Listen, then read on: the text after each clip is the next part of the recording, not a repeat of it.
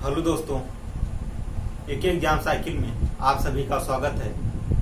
मैं आशुतोष कुमार सिद्धार्थ। आप लोगों का राज्य व्यवस्था चल रहा था, जिसमें हम राज्य व्यवस्था में भाग 4 देख रहे थे। भाग 4 हम आर्टिकल अनुच्छेद 51 तक पढ़ लिए थे।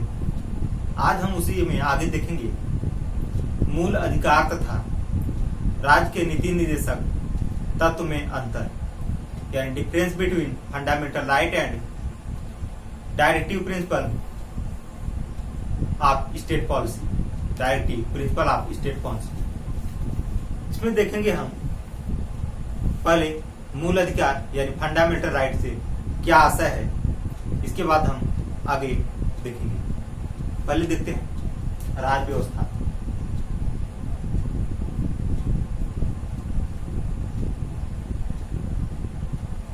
राज्य व्यवस्था, इंडियन पॉलिटी। इसमें हम देखेंगे, क्या देखेंगे, राज्य के मूल अधिकार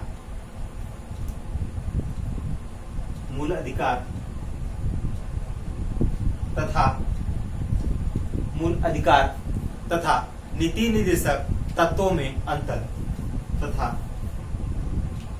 नीति निर्देशक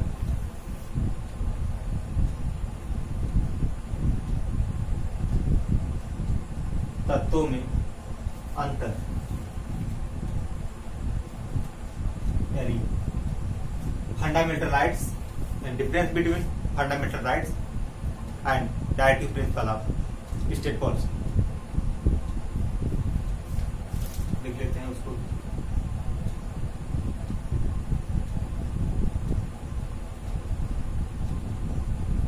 fundamental rights, difference between fundamental rights, अंतर है ना, पहले difference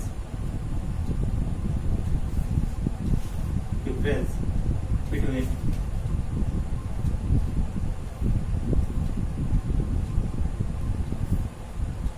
fundamental rights and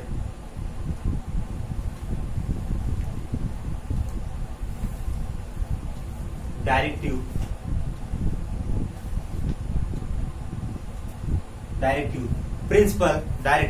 principle of state policy. Directive principle of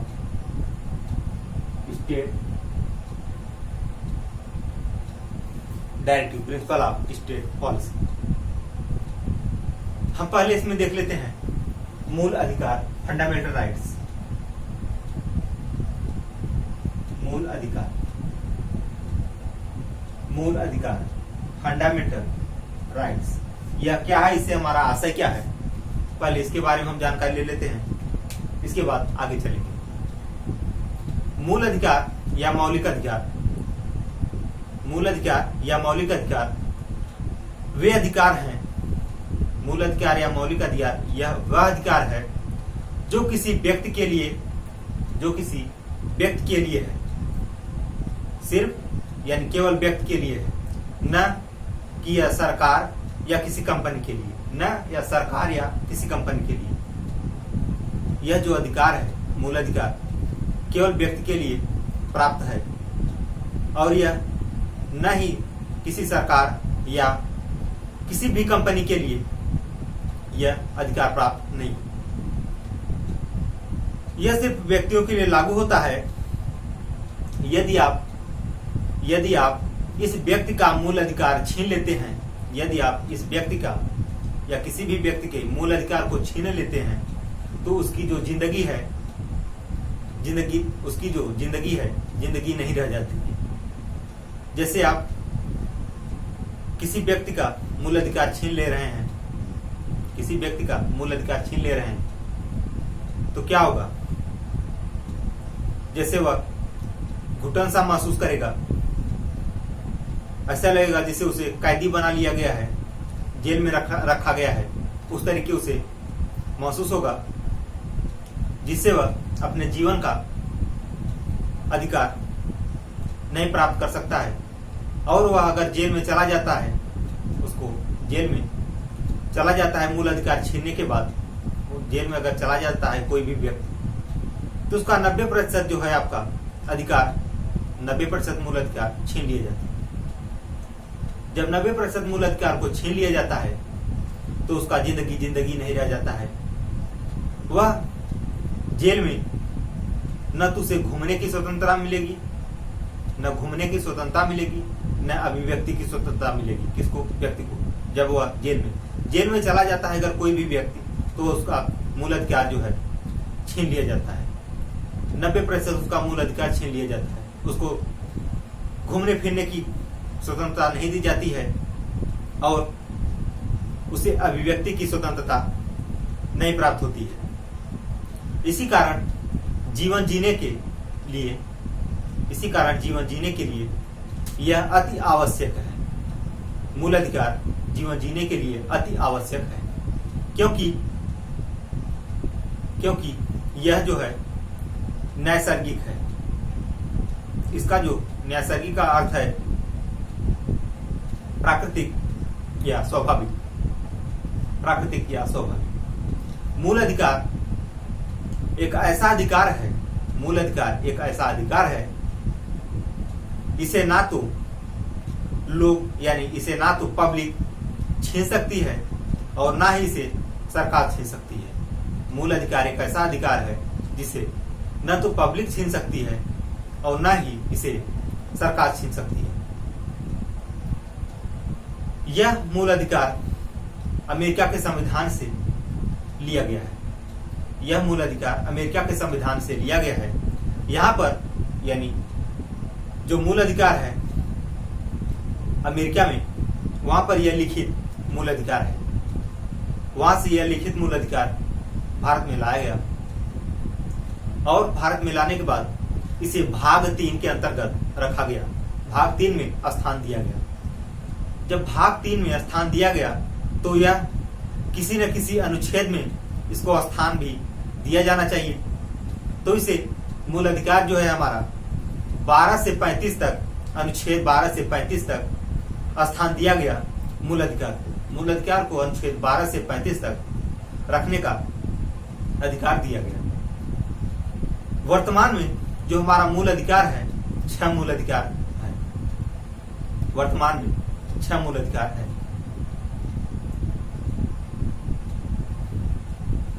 तो इतना हम समझ रहे हैं कि जो हमारा यह मूल अधिकार है, यह मौलिक अधिकार, यह जीवन जीने के लिए अति आवश्यक है, क्योंकि इसमें नैसर्गिक यानी प्राकृतिक एवं स्वाभाविक क्या है, इसमें अधिकार प्राप्त है। तो इसके आगे हम देखेंगे। अभी इतना आप अगर नोट करना चाहते हैं तो नोट कर सकते हैं। एक बार फिर से हम इसको रिवाइज कर दे रहे हैं। मूल अधिकार या मौलिक अधिकार एक ऐसा अधिकार है जो किसी कंपनी या सरकार को प्राप्त नहीं है। यह केवल व्यक्ति को ही लागू है। यह केवल मूल अधिकार केवल व्यक्ति को ही लागू है। अगर कोई किसी व्यक्ति का मूल अधिकार छीन लिया जाता है तो उसका जो जीवन नहीं रह जाता।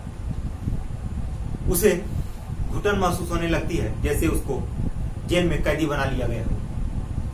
और जब किसी व्यक्ति को जेल में अगर कैदी बना लिया जाता है तो उसका 90% जो मूल अधिकार है छीन लिया जाता है। 90% मूल अधिकार छीनने के बाद उसे न तो घूमने का अधिकार, न तो घूमने का स्वतंत्रता प्राप्त होती है और न ही उसे अभिव्यक्ति की स्वतंत्रता प्राप्त होती है। और यह मूल अधिकार अनुच्छेद, यह मूल अधिकार अमेरिका के संविधान से लिया गया है, जो कि वहां पर यह लिखित मूल अधिकार था, वहां से यह भारत में लाया गया। यह मूल अधिकार भारत के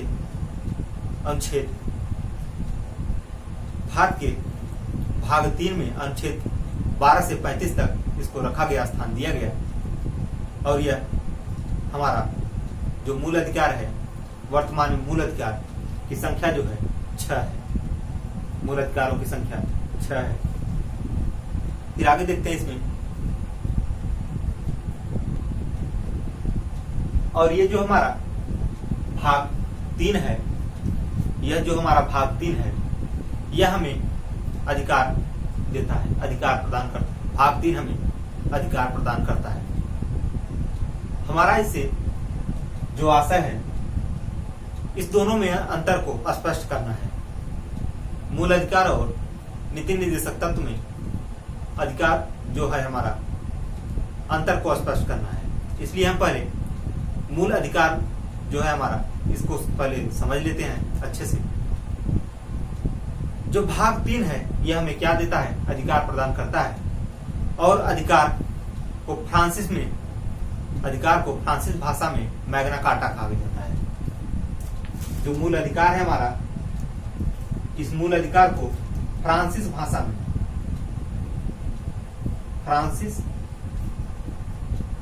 में क्या कहा जाता है? Magna carta. फ्रांसीस भाषा में इसको क्या कहा जाता है? मूल अधिकार को मैग्ना कार्टा कहा जाता है। जैसे एक एग्जाम्पल के तहत हम इसको समझते हैं। जैसे कभी कभी वैकेंसियां नहीं आती हैं, तो जो हमारे साथी हैं, दोस्त हैं, वह स्टूडेंट धरना प्रदर्शन करने लगते हैं। क्या करने लगते हैं? धरना प्रदर्शन शुरू कर देते हैं। तो धरना प्रदर्शन करते समय, जब धरना प्रदर्शन ये कर रहे होते हैं किसी वैकेंसी को बहाल करने के लिए, तो उस वैकेंसी को बहाल तो स्टूडेंट ही कराते हैं, लेकिन इसमें आगे कौन आता है? शिक्षक आगे आकर इसको बढ़ावा देते हैं। शिक्षक आगे आकर बढ़ावा देते हैं उनको, यानी छात्रों को यह अनुशासन देते हैं कि आप लोग शांतिपूर्ण तरीके से धरना कीजिए और अपनी मांग को रखिए, मांग को मांगिए। जो आपका यह अधिकार है, यह आपका अधिकार है कि वैकेंसी को बहाल किया जाए। तो इसी तरीके हम समझ सकते हैं कि किसी वैकेंसी को बहाल कराने के लिए जो स्टूडेंट हैं धरने प्रदर्शन पे बैठ जाते हैं, तो उसी समय अगर कोई विदेशी देश भारत पर आक्रमण करता है, भारत पर क्या करता है? उसी समय हमला करता है, तो उसे ध्यान में रखकर कुछ नियम बनाए गए हैं। अगर जिस समय सभी छात्र धरने पर बैठे हैं, तो उस समय अगर कोई विदेशी देश भारत देश पर हमला करता है, तो उसको ध्यान में रखकर एक कानून को बनाया गया है, नियम बनाया गया है। तो जैसे हमारा जो कानून है हमारे मूल अधिकार को निलंबित करता है, तो हमारा मूल अधिकार निलंबित कौन करता है? तो मूल अधिकार को निलंबित हमारे राष्ट्रपति साहब करते हैं, जो कि कुछ समय के लिए निलंबित होता है, न कि पूर्ण रूप से लागू, न कि अंततः या हमेशा के लिए निलंबित नहीं होता है। कुछ समय के लिए राष्ट्रपति इसे निलंबित कर सकते हैं। अगर कोई विदेशी आक्रमण भारत पर कर रहा है, अगर कोई विदेशी भारत पर आक्रमण कर रहा है, तब यह राष्ट्रपति हमारे क्या कर सकते हैं? मूल अधिकार को निलंबित कर सकते हैं। जैसे कुछ महीने के लिए, कुछ सप्ताह के लिए इसे निलंबित कर सकते हैं, न कि इसे हमेशा के लिए निलंबित करें। जैसे अगर विदेशी देश जो है भारत पर आक्रमण कर रहा है, तो उस समय जितने भी मूल अधिकार हैं सब क्या हो जाते हैं? निलंबित हो जाते हैं। केवल अनुच्छेद 20 और 21 को छोड़कर सभी अनुच्छेद, हमारे सभी मूल अधिकार निलंबित हो जाते हैं। अनुच्छेद 20 और 21 को छोड़कर सभी क्या हो जाते हैं? सभी समाप्त हो जाते हैं, मूल अधिकार को समाप्त कर दिया जाता है। जैसे हमारा क्या है मूल अधिकार में अनुच्छेद 21 में जो प्रतिबंध किया गया है, प्राण एवं दैहिक स्वतंत्रता से किया गया है, इसको अनुच्छेद 21 पढ़ाते समय इसके बारे में विस्तार में चर्चा किए थे, जो कि इसमें कहा गया था कोई भी व्यक्ति अपने प्राण को नहीं त्याग सकता है, आत्महत्या नहीं कर सकता है, आत्मदाह नहीं कर सकता है। यह क्या है? एक कानूनी जुर्म है। यह क्या है? एक कानूनी जुर्म। क्योंकि व्यक्ति को जीवन जीने का अधिकार मूल अधिकार के तहत दिया गया है। यह अनुच्छेद 21 में प्रावधान इसका किया गया है। तो हम इसमें देखेंगे अगला जो हमारा अनुच्छेद है, अनुच्छेद 20। अनुच्छेद 20 में क्या प्रावधान किया गया है?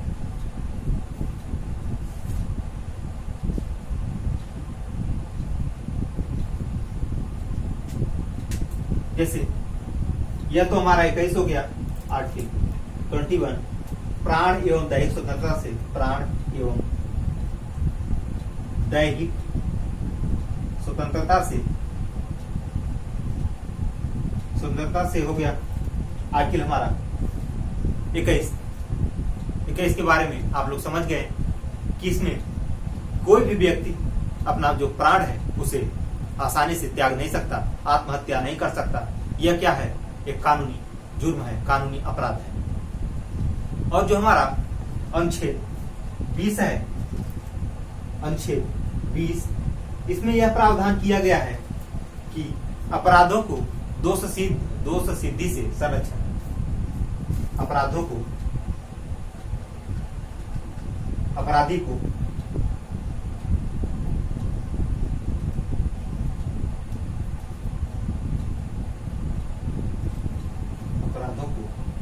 दोष सिद्धि से संरक्षण,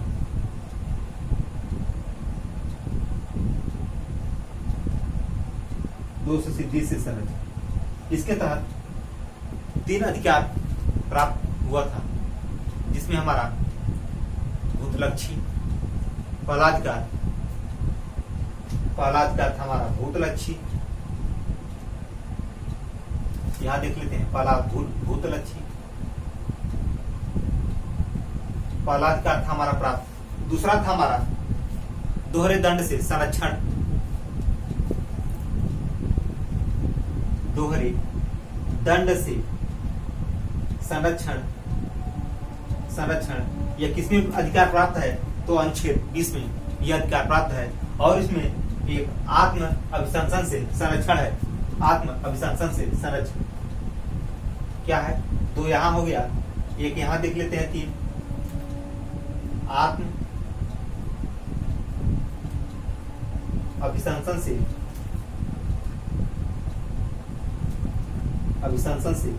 संरक्षण। यह अनुच्छेद हम 20 जब पढ़ा रहे थे तो उस समय इसके बारे में डिटेल में चर्चा किए थे कि हमारा अनुच्छेद 20 में क्या क्या प्रावधान किया गया है। तो अपराधों को दोष सिद्धि से संरक्षण के तहत हमें 3 इसमें अधिकार प्राप्त है। भूतलक्षी से संरक्षण प्राप्त है, दूसरा जो है हमारा दोहरे दंड से संरक्षण प्राप्त है, और तीसरा जो है हमारा आत्म अभिशंसन से संरक्षण का अधिकार इसमें प्राप्त है। तो इसी अनुच्छेद 20 और 21 को छोड़कर आपातकाल के दौरान या कोई भी देश अगर भारत पे आक्रमण कर रहा है तो उस समय जो मूल अधिकार निलंबित होते हैं, तो 20 और 21 यही 2 अनुच्छेद हैं। इसी को छोड़कर सभी अनुच्छेद को क्या किया जाता है? निलंबित कर दिया जाता है। सब मूल अधिकार क्या होते हैं? निलंबित हो जाते हैं। तो हम इसमें देख लेते हैं, जैसे मूल अधिकार पर जो प्रतिबंध है कौन लगाता है? मूल अधिकार पर प्रतिबंध हमारा हमेशा, मूल अधिकार पर हमेशा के लिए प्रतिबंध संसद लगा सकता है। मूल अधिकार पर हमेशा के लिए इसे रोक सकता है। कौन रोकेगा? संसद इसे रोक सकता है। संसद को इतना प्रावधान है, यह अधिकार प्राप्त है कि यह मूल अधिकार को क्या करेगा?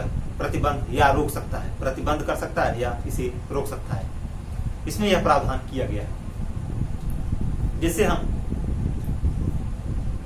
एक उदाहरण ले लेते हैं इसमें भी, जैसे एक चर्चा में चल रहा था हमारा 3 तलाक का मुद्दा। क्या चल रहा था हमारा? 3 तलाक का मुद्दा।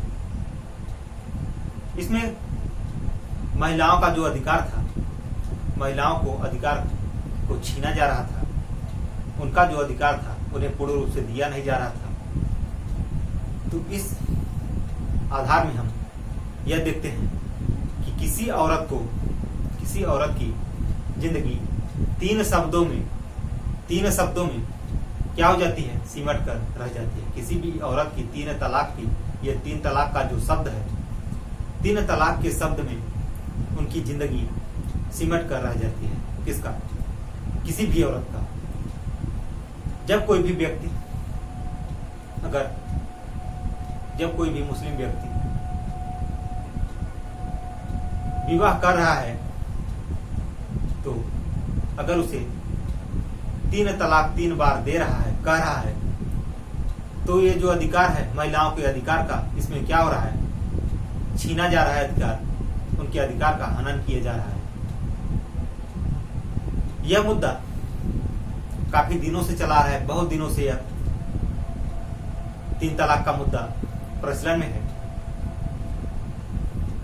तो ये जो अधिकार है इन लोगों के हित में नहीं था, तो इसमें सरकार जो है इन लोगों के हित के लिए कुछ प्रावधान किए हैं, जो कि हम इसे आगे देखेंगे। तो हम मूल अधिकार में चर्चा कर रहे थे, लेकिन मूल अधिकार के अंतर्गत यह भी था, जो मूल अधिकार के अंतर्गत यह भी है हमारा 3 तलाक का मुद्दा भी हमारा मूल अधिकार के तहत है, क्योंकि महिलाओं को भी इसमें अधिकार दिया जा रहा था, क्योंकि महिलाओं के अधिकार का इसमें हनन हो रहा था। इस कारण इसे मूल अधिकार में भी शामिल किया गया है। तो मूल अधिकार पर प्रतिबंध कौन लगाएगा? हमेशा के लिए संसद लगा सकता है। मूल अधिकार के लिए, मूल अधिकार पर मिटा देते हैं इसको। इतना जो हमारा मूल अधिकार है, इस पर हमेशा के लिए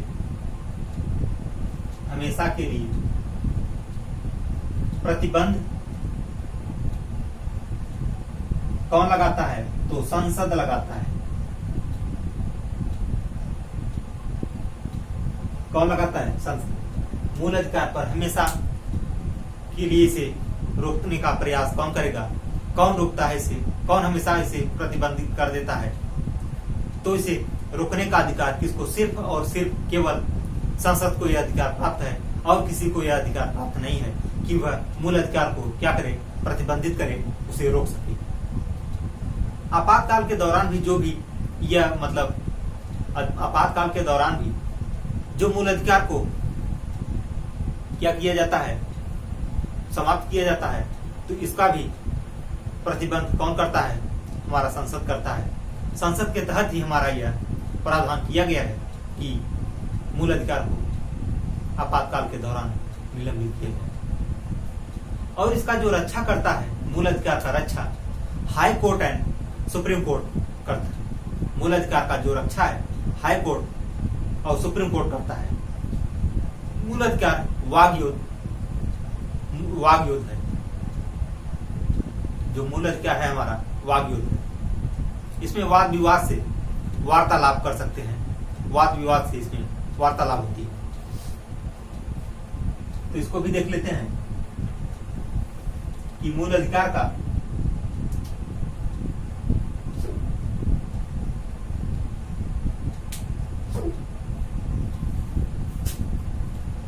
हमारा रक्षा संसद करता है।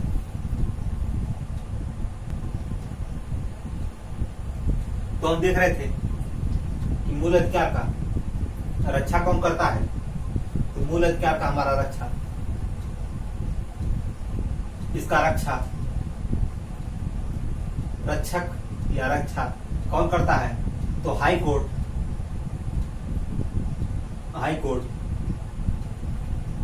एंड यानी plus supreme court. High court और सुप्रीम कोर्ट इसका रक्षा करता है। High court and supreme court पूरा लिख देते हैं।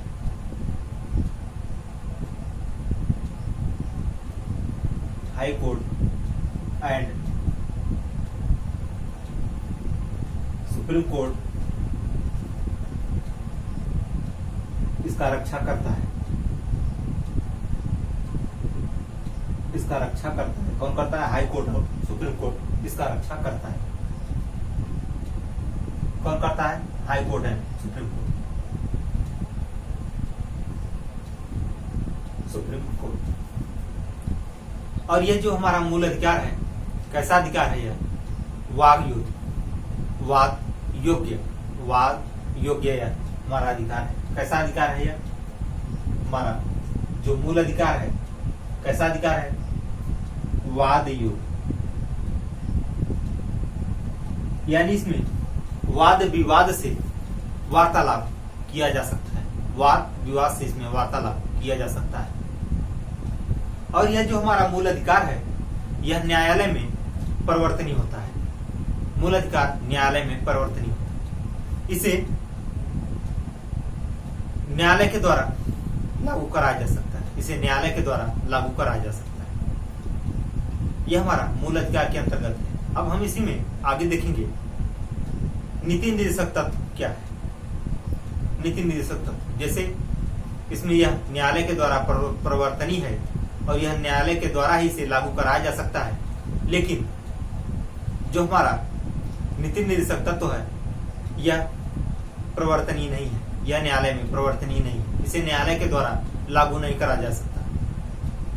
मूल अधिकार जो है हमारा केवल व्यक्तियों के लिए लागू होता है और वहीं पर हमारा नीति निर्देशक जो तत्व है, यह हमारा सिर्फ सरकार के लिए ही लागू होता है। तो पहले हम आप लोग इतना नोट कर लीजिए, छोटा छोटा पॉइंट है। जैसे इसका रक्षक कौन है, इसमें प्रतिबंध कौन लगा सकता है, मूल अधिकार को फ्रांसीसी भाषा में क्या कहा जाता है, क्या कहा जाता है, इसको भी नोट कर लीजिए। और इसमें मूल अधिकार में अनुच्छेद 20 और 21 को छोड़कर अगर कोई भी देश भारत पर आक्रमण कर रहा है तो 20-21 छोड़कर सभी मूल अधिकार को निलंबित कर देते हैं। तो इसका निलंबित करने का जो प्रावधान है कौन करता है, तो यहाँ पर लिखा गया है, सब आप लोग नोट कर लीजिए। प्रतिबंध तो संसद लगाता है हमेशा के लिए। उसका रक्षक जो है, इसका रक्षक कौन करता है? हमेशा हाई कोर्ट और सुप्रीम कोर्ट इसका रक्षा करता है और निलंबित इसको राष्ट्रपति करता है। तो हम देखिए, अब मूल अधिकार के तहत ये हमारा 3 तलाक का मुद्दा था, इसको भी कुछ समझ लिए। अब हम देखेंगे डीपीएसपी यानी नीति निर्देशक तत्व। पहले इतना नोट कर लीजिए, इसके बाद आगे चलते हैं।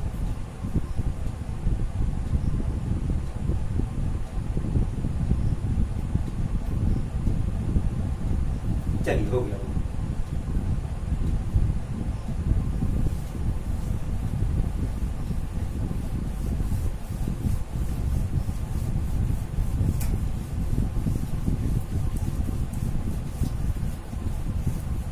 अब क्या देखेंगे हम? नीति निर्देशक तत्व। नीति निर्देशक तत्व यानी DPSP, directive principle of state policy. इसमें क्या प्रावधान किया गया है, तो इसके बारे में भी हम ओवरव्यू ले लेते हैं। इसको समझते हैं, यह है क्या, आखिर इसका मतलब क्या है और इसका अभी यानी यह क्यों हमें इसकी आवश्यकता पड़ी, यह क्या है, इसके बारे में भी जानकारी हम लेंगे। यह भी एक प्रकार का क्या है, मूल अधिकार है। यह भी एक प्रकार का मूल अधिकार है। जैसे हमारा मौलिक अधिकार या मूल अधिकार भाग 3 था, उसी तरीके यह जो भाग 4 है, यह भी एक प्रकार का हमारा क्या है, मूल अधिकार ही है।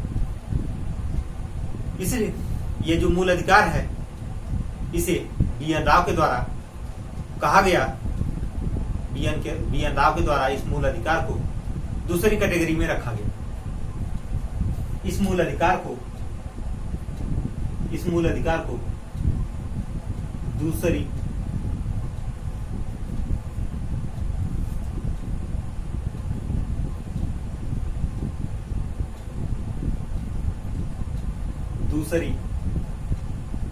कैटेगरी में रखा गया। किसके कहने पर? बी.एन. राव के कहने पर। बी.एन. राव के द्वारा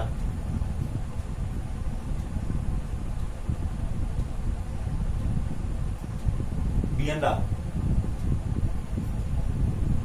यानी जो नीति निर्देशक तत्व है हमारा भाग 4 में रखा गया, यह भी एक प्रकार का हमारा मूल अधिकार है। इसलिए बीएन राव ने इस मूल अधिकार को यानी इस निर्देशक तत्व को दूसरे यानी सेकेंड कैटेगरी में स्थान दिया। वहीं पर लॉर्ड कॉर्नवालिस आते हैं नीति निर्देशक तत्व में। कौन? Lord Cornwallis. इन्होंने क्या किया? इन्होंने हिंदू के लिए अलग कानून और मुस्लिम के लिए अलग अलग कानून का प्रावधान किया। क्या किया इन्होंने? लॉर्ड कॉर्नवालिस ने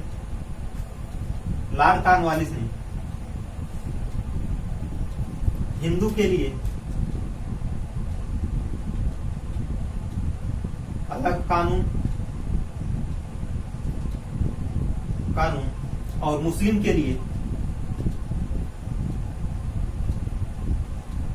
लिए अलग कानून का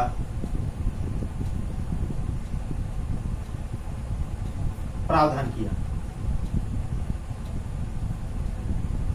क्या किया लॉर्ड कॉर्नवालिस ने? हिंदू के लिए अलग और मुस्लिम के लिए अलग कानून का क्या किया? प्रावधान किया।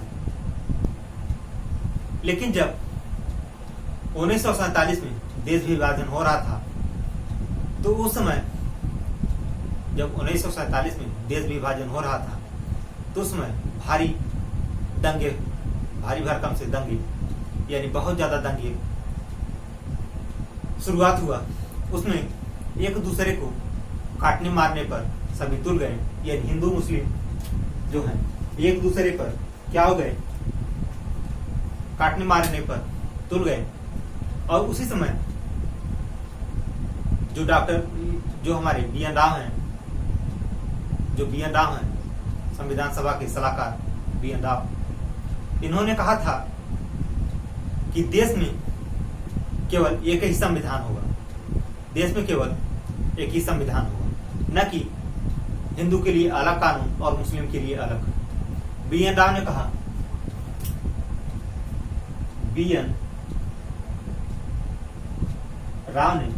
कहा, इन्होंने क्या कहा कि देश में एक ही संविधान होगा।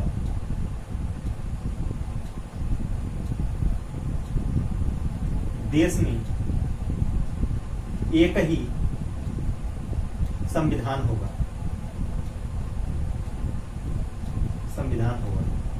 न कि मुस्लिम के लिए अलग और हिंदू के लिए अलग।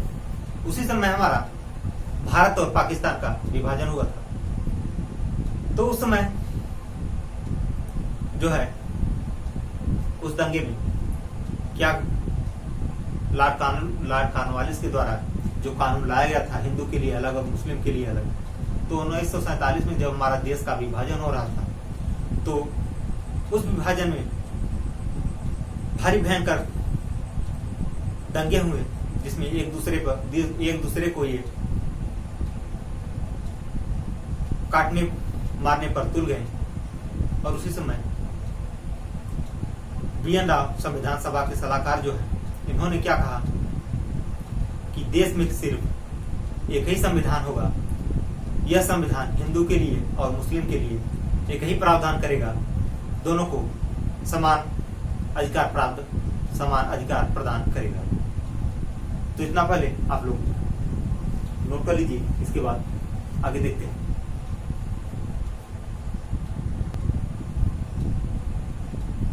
चलिए इतना हो गया होगा, अब आगे देखते हैं। इसी वजह से ये जान लेते हैं कि नीति निर्देशक तत्व को कहां से अपनाया गया है। जब हम इसको शुरुआत में पढ़ा रहे थे, तभी इसको बता दिए थे कि जब भाग 4 हम शुरू किए थे, तो राज्य के नीति निर्देशक तत्व के बारे में उस समय भी काफी जानकारियां प्राप्त किए थे हम लोग। तो देख लेते हैं यह नीति निर्देशक तत्व कहां से ग्रहण किया गया है। तो यह हमारा जो नीति निर्देशक तत्व है आयरलैंड से ग्रहण किया गया है, आयरलैंड से लिया गया है। और इस नीति निर्देशक तत्व को आयरलैंड ने स्पेन से ग्रहण किया है। स्पेन ने आयरलैंड से ग्रहण किया और आयरलैंड से भारत ने ग्रहण किया। नीति निर्देशक तत्व को यानी इस नीति निर्देशक तत्व को कहां से लिया गया? आयरलैंड से।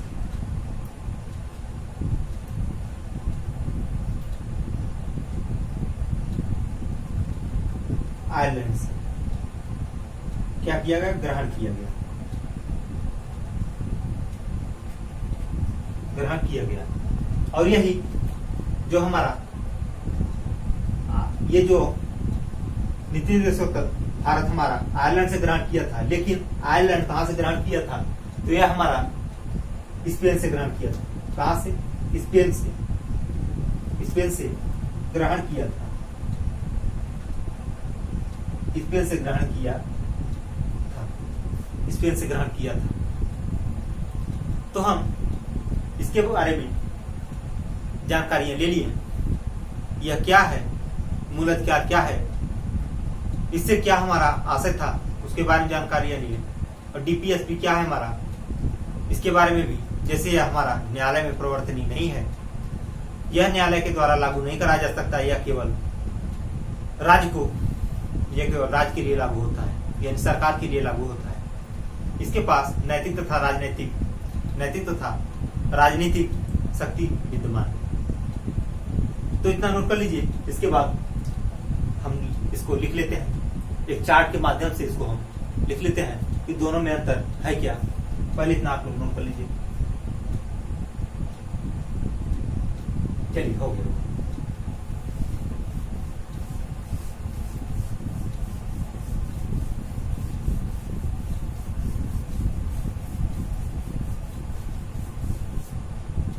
अब क्या है हमारा डिफरेंस बिटवीन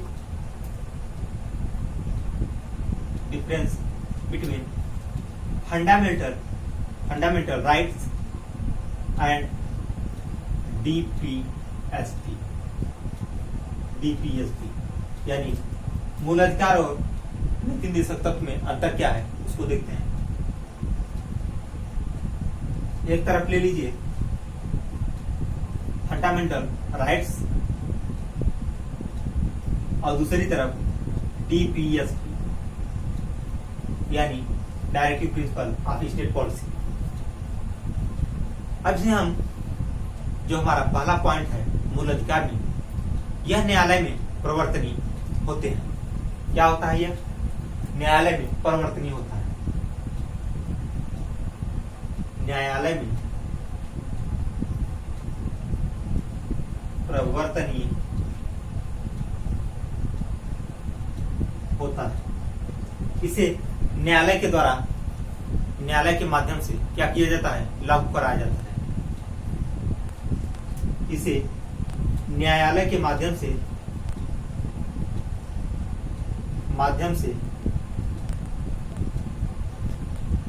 लागू कराया जाता है, कराया जाता है। इसे न्यायालय के माध्यम से लागू कराया जाता है। और यहीं पर हमारा जो डीपीएसपी है, इसमें यह प्रावधान किया गया है कि यह न्यायालय में प्रवर्तनीय नहीं है। यह न्यायालय में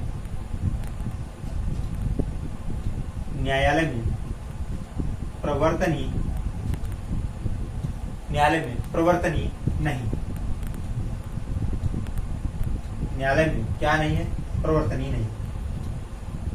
यह केवल इसे न्यायालय लागू नहीं करा सकता। इसके माध्यम से न्यायालय लागू नहीं करा सकता।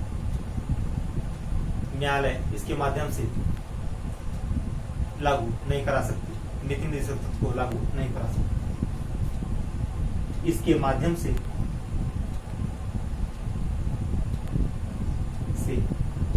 न्यायालय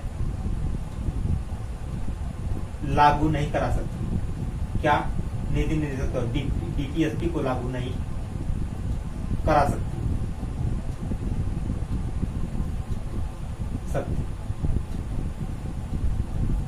इसे न्यायालय लागू नहीं करा सकती। इतना नोट कर लीजिए, पहला पॉइंट। इसके बाद आगे देखते हैं।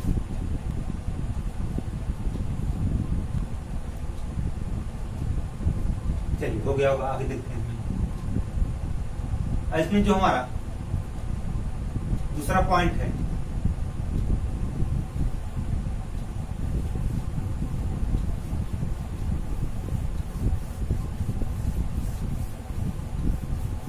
अब जगह लेते हैं, इसके बाद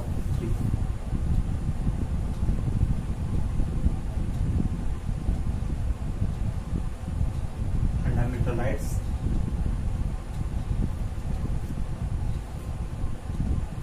DPSP, यह केवल व्यक्तियों के लिए लागू होता है।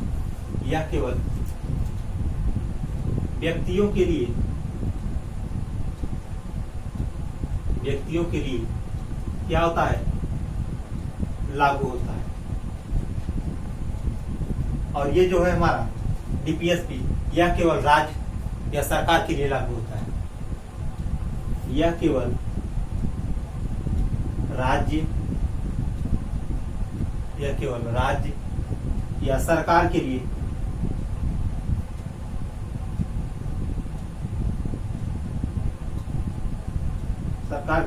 लागू होता है। यानी जो हमारा फंडामेंटल राइट्स है, यह व्यक्तियों के लिए लागू होता है, यह अधिकार व्यक्तियों को सिर्फ प्राप्त है। और जो DPSP है हमारा, यह केवल सरकार के लिए या राज्य के लिए यह लागू होता है। अब इसमें हम मूल अधिकार में तीसरा पॉइंट देखेंगे, इसके पास वैधानिक शक्ति विद्यमान है। इसके पास फंडामेंटल राइट्स के मूल अधिकार के पास, इसके पास वैधानिक शक्ति विद्यमान है। यानी इसके पास वैधानिक शक्ति विद्यमान है। और जो हमारा DPSP में है तीसरा पॉइंट, इसके पास नैतिक तथा राजनीतिक शक्ति विद्यमान है। इसके पास नैतिक तथा राजनीतिक शक्ति विद्यमान है। यानी DPSP के तहत नैतिक और राजनीतिक शक्ति प्रदान है, वहीं पर यहाँ पर वैधानिक शक्ति प्रदान है। किसको? व्यक्तियों को। तो हम इसमें 3 पॉइंट देख लिए हैं, इतना नोट कर लीजिए, फिर अगला हम पॉइंट शुरू करते हैं।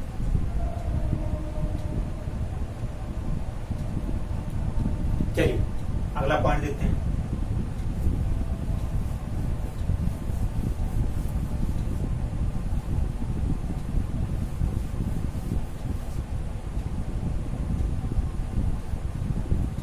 जो हमारा चौथा पॉइंट है फंडामेंटल राइट्स का मूल अधिकार, इसमें क्या प्रावधान किया गया?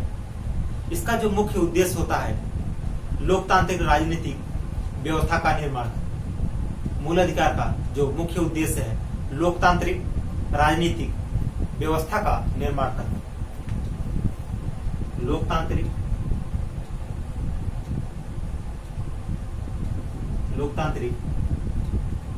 व्यवस्था का निर्माण करना। फंडामेंटल राइट्स में लोकतांत्रिक, इसका जो मुख्य उद्देश्य है लोकतांत्रिक राजनीतिक व्यवस्था का,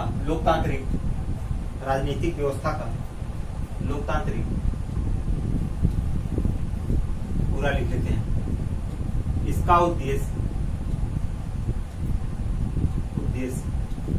लोकतांत्रिक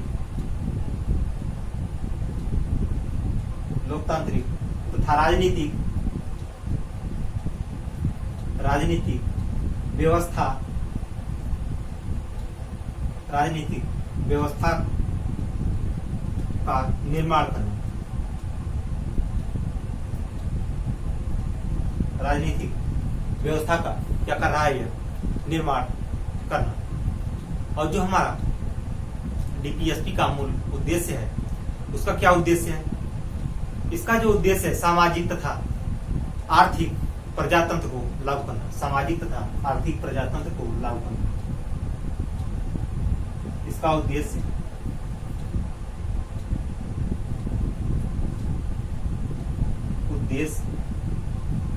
सामाजिक तथा प्रजातांत्रिक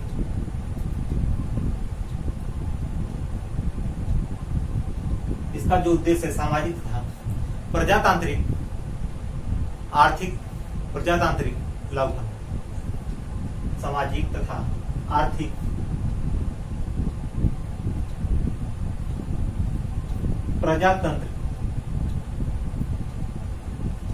प्रजातंत्र को लागू करना। इसमें डीपीएसपी में प्रावधान किया गया है। इसका जो उद्देश्य है सामाजिक तथा आर्थिक प्रजातंत्र सामाजिक आर्थिक प्रजातंत्र को क्या करता है, लागू करता है। वहीं पर जो हमारा मूल उद्देश्य है, उसका जो मूल उद्देश्य था हमारा लोकतांत्रिक राजनीतिक व्यवस्था का निर्माण करना। अब इसमें हमारा जो फंडामेंटल राइट्स में अगला है पॉइंट, इसमें कहा गया ये व्यक्ति या व्यक्तियों के कल्याण को प्रोत्साहन देता है। यह व्यक्तियों के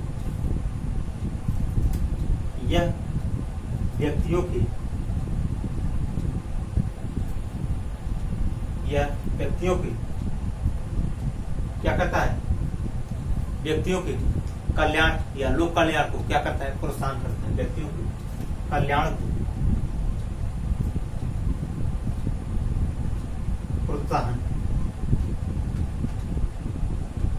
प्रोत्साहन या बढ़ावा करता है, देता है या बढ़ावा देता है। और वहीं पर हम डीपीएसपी में देखेंगे इसका जो अंतर है, यह समूह के कल्याण की प्रोत्साहन देता है। यह समूह के कल्याण की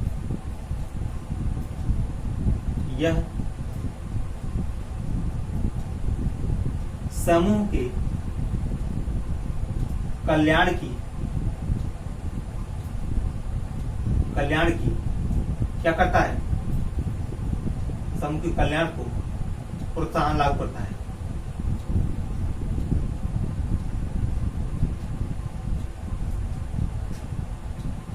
समूह के कल्याण को क्या करता है, प्रोत्साहन करता है। यह व्यक्ति को कर रहा है, लेकिन यह समूह को कर रहा है। यह समूह को कर रहा है, ये कौन, डीपीएसपी। और वहीं पर हमारा जो फंडामेंटल राइट्स है वह सिर्फ व्यक्ति को कर रहा है, एक व्यक्ति को। और इसमें हम देखेंगे अगली पॉइंट, तो उससे पहले आप लोग इतना नोट कर लीजिए, इसके बाद अगला हम देखेंगे।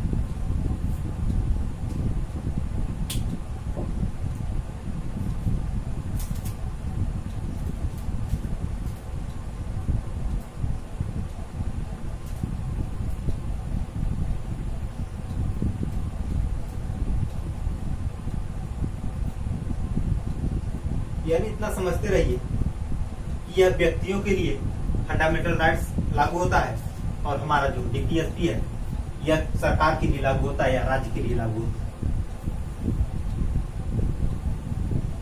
और इसमें जो हमारा फंडामेंटल राइट्स है न्यायालय में प्रवर्तनीय है, न्यायालय द्वारा ही यह लागू होता है। लेकिन वहीं पर हमारा जो डीपीएसपी है न्यायालय में प्रवर्तनीय भी नहीं है और किसी न्यायालय के द्वारा लागू भी नहीं करा जा सकता है। जो हमारा छठवां है पॉइंट, इसकी प्रकृति कैसी है उसको देख लेते हैं। जो हमारा फंडामेंटल राइट्स की प्रकृति है नकारात्मक प्रकृति है। इसकी प्रकृति नकारात्मक होती है,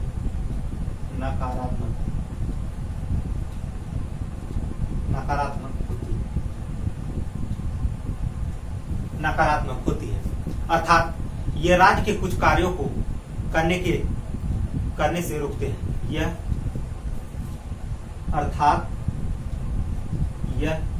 राज्य के कुछ कार्यों को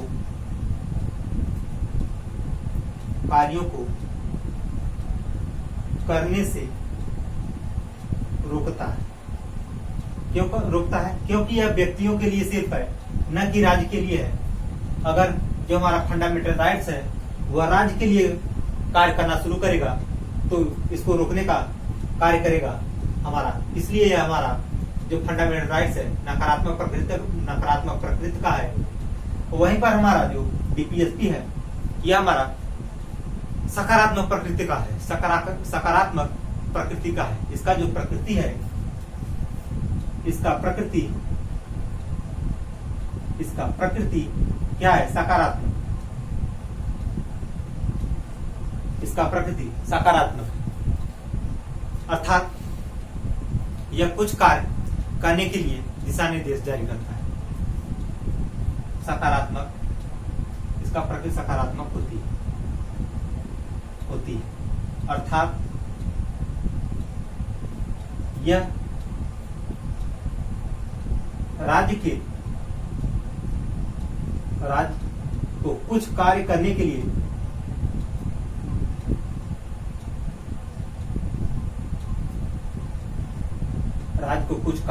लिए क्या करता है? दिशा निर्देश जारी करता है। दिशा निर्देश जारी करता है। दिशा निर्देश जारी करता है। तो यह हमारा फंडामेंटल राइट्स एंड डीपीएसपी या directive principle of state policy complete होता है। तो दोस्तों, तो हमारा जो मूल अधिकार है और राज्य के नीति निदेशक तत्व में जो अंतर था उसको हम बहुत अच्छे से क्लियर किए। हर एक पॉइंट को तथ्य तक इसको हम देखे हैं, हर एक बिंदु को समझाया गया इसमें। तो आप लोग इस वीडियो को देखिएगा। और हमारा नवरात्रि शुरू हो रहा है तो हम आप सभी के लक्ष्य को जो है माता रानी से यह आग्रह करते हैं कि आप सभी का जो भविष्य है उसको उज्जवल बनाएं और माता रानी आप सभी को सभी रास्ते पर, सही रास्ते पर चलाएं और हमेशा सही रास्ते पर बढ़ाने का मार्गदर्शन दें। और क्या कहें इसमें, यानी ये नवरात्र में आप लोग इतना ठान लीजिए कि अगली नवरात्रि आते आते आप लोग कहीं न कहीं सिलेक्ट हो जाइए। यही माता रानी से अनुरोध है। तो सभी दोस्तों को नवरात्रि की हार्दिक शुभकामनाएं। और आप लोग निरंतर ऐसे पढ़ते रहिएगा और पढ़ाई में लगातार कंटिन्यूटी होनी चाहिए, क्योंकि अगर 2-4 दिन पढ़ने के बाद बीच में आप लोग ब्रेक कर देंगे तो उससे कोई मतलब नहीं होता है। 2-4 घंटा आज अगर रोज पढ़ रहे हैं तो वही आप कंटिन्यूटी बनाइए, जिससे कि आप लगातार पढ़ सकें और वही आपका आगे तक लेकर जाएगा, वही आपका आगे तक मार्गदर्शन देगा और सही रास्ते पर आप लोग चलेंगे। तो दोस्तों, इस वीडियो को ज़्यादा से ज़्यादा शेयर करिएगा, लाइक करिएगा और चैनल को सब्सक्राइब करिएगा। जय हिंद दोस्तों।